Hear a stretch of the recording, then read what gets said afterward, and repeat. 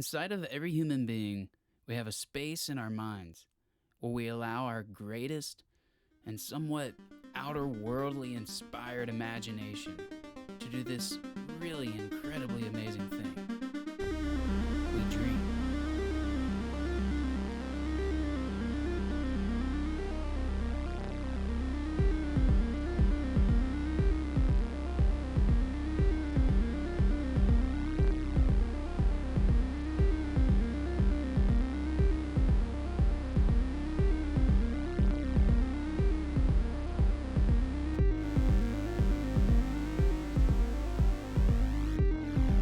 Dream, this is where I go. The end of the road.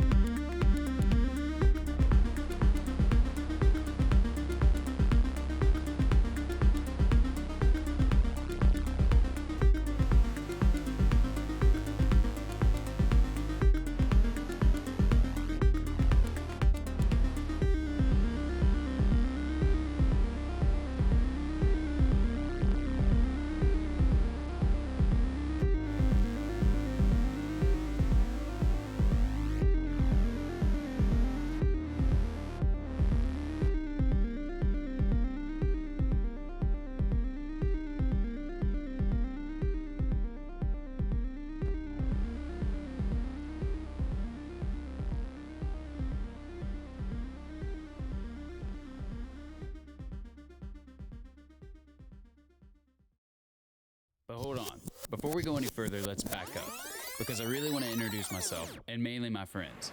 They're some of the most inspiring people I know, and their courage to chase their dreams truly inspired our trip and really changed our experience. That's me, John Martin Davis. I live in Gulf Shores, Alabama with my wife, Brooke, where we recently went all in on a dream she's had for a long time to start a coffee shop, centered around coffee, community, and the pure stoke we get from chasing Gulf Coast waves.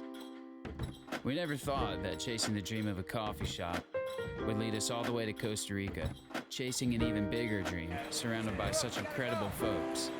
But it has, and we consider ourselves some of the luckiest people in the world.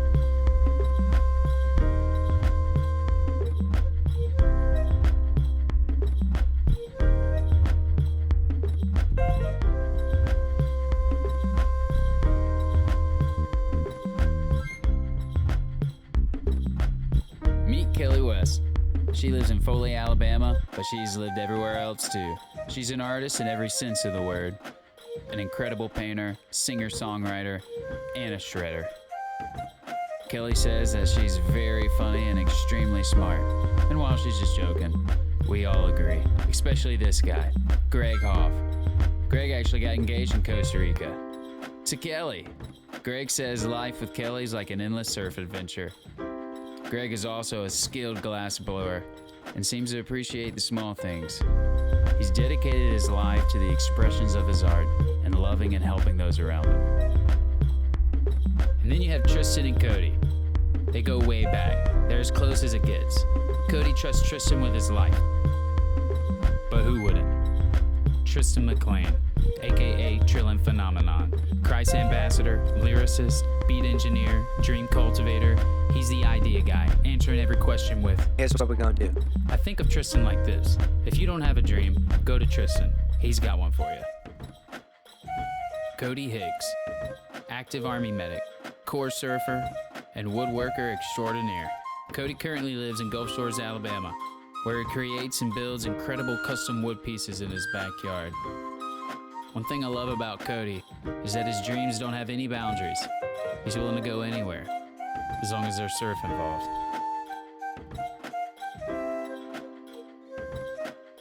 Nathan Howell, professional beach bum. Nate really only has one thing on his mind, and that's surf. The thing I love the most about this group is that we all have one thing in common. Although we're surfers, we're all dreamers. And even though the content of our dreams are different, our love for exploring the unknown is all the same. It wasn't that Pavones was necessarily everyone's dream, but the fact that it represented the seemingly unattainable being 100% tangible. If there was a place this beautiful, with waves this perfect, that had been there all along, practically untouched by man, what else could be out there? Dude. The trip was going great.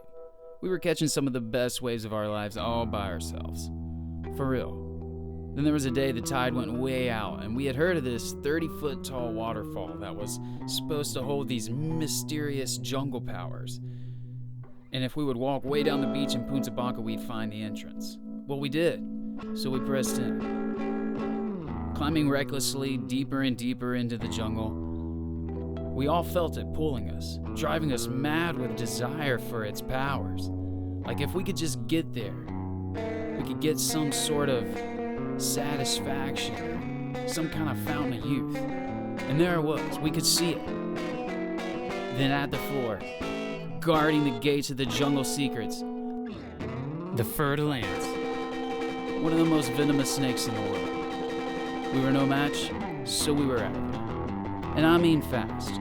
We got out of there so quick, Greg was jumping around like some sort of mountain goat. And I mean that in the best way, Greg. You look fantastic.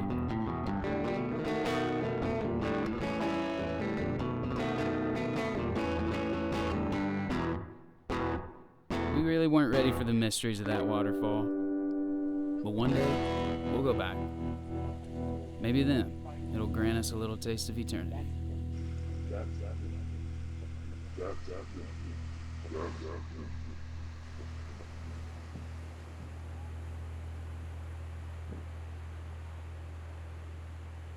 We needed to get back to what we came for. We had to get back to surf.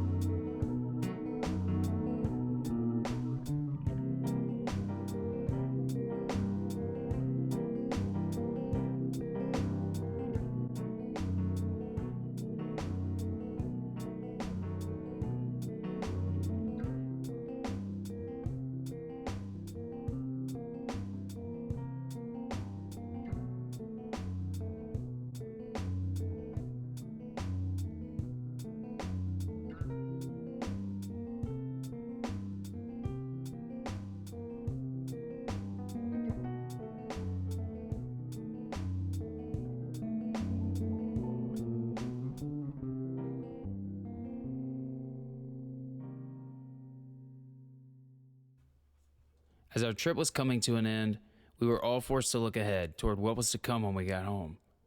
We all had things we knew we had to let go of, but we also all had new perspective, which was giving way to the innovation and the vision and all the new dreams that were welling up inside of us. The beautiful thing about endlessly pursuing dreams and ideas that seem unattainable is that as soon as you think you've reached that reality you've been seeking, that exact reality begins to grow again into something bigger, something even further away, something much grander, unattainable. And so the search endlessly continues for the end of the road.